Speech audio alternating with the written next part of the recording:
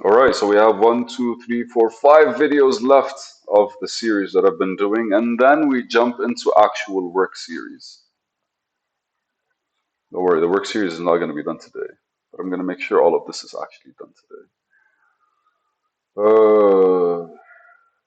Experience with Iman. Who the hell is Iman? Okay, so first note: experience with Daj, Nuban, discussion about time. Fun times. I mentioned this before. But so when my dad came, I went to his house and we were chilling for a bit and we were discussing some stuff. We mainly were discussing the concept of freedom and what people do when there are like responsibilities, I want to say, attached. But then how do you define responsibilities? Like your house probably is a responsibility, your kids are a responsibility, your wife is a responsibility. At the age of 65, 70, for example, your responsibility is kind of like you're no longer responsible for kids. You're no longer responsible for anything pertaining to the society or economy because you kind of like, hey man, I'm retired. I'm not gonna be do my thing anymore. I'm done. And maybe when it comes to even friends and family, your responsibility is no longer the same. You literally have to kind of like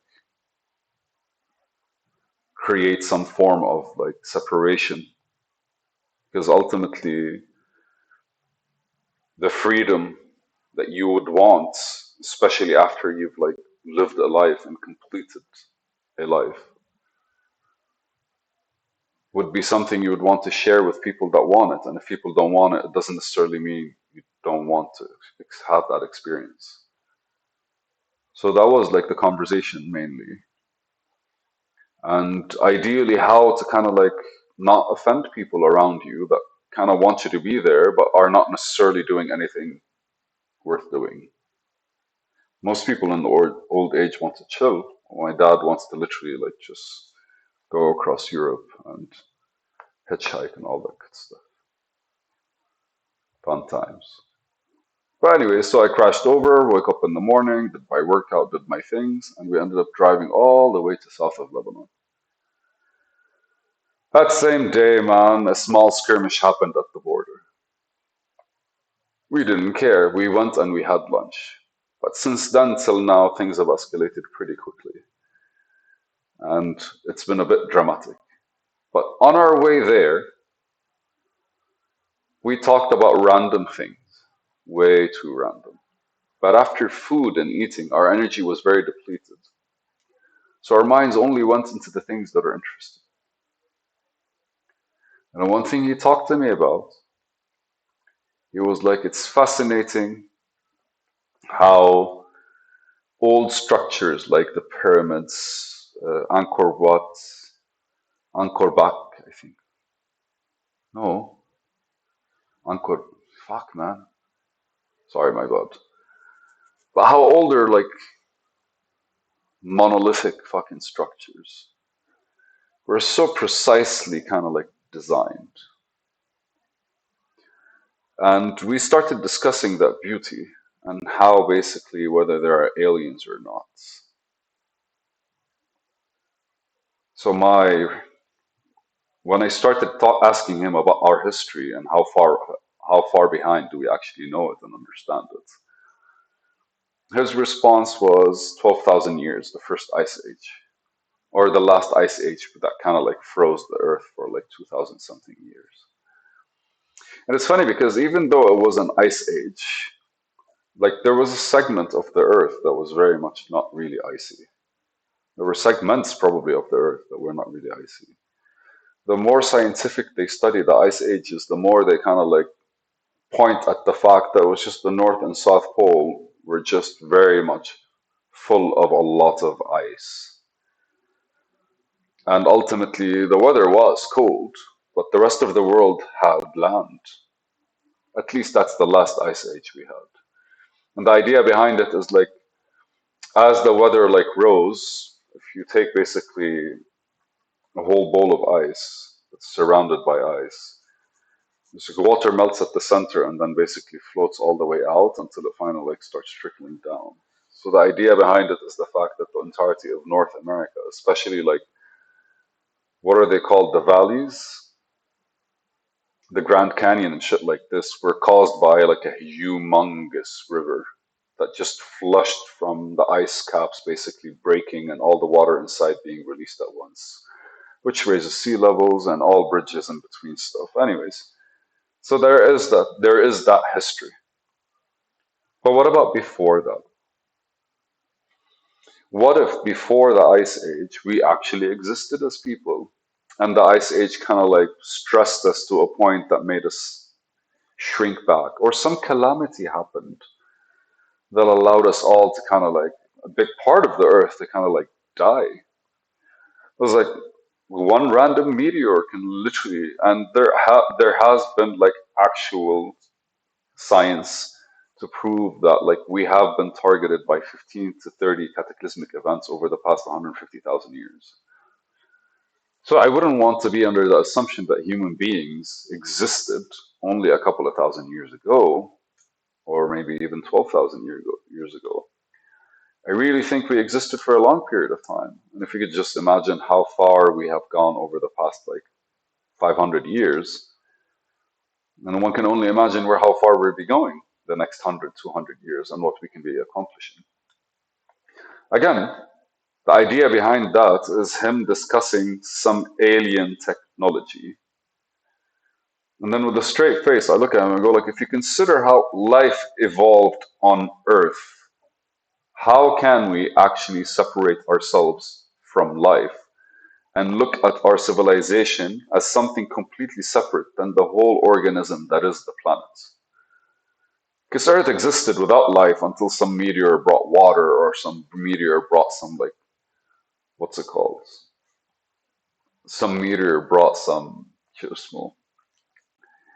it's funny because some meteor brought some like parasite or something like this. And the more basically he asked questions, the more I connected that we evolved from like some form of primate a couple of million years ago.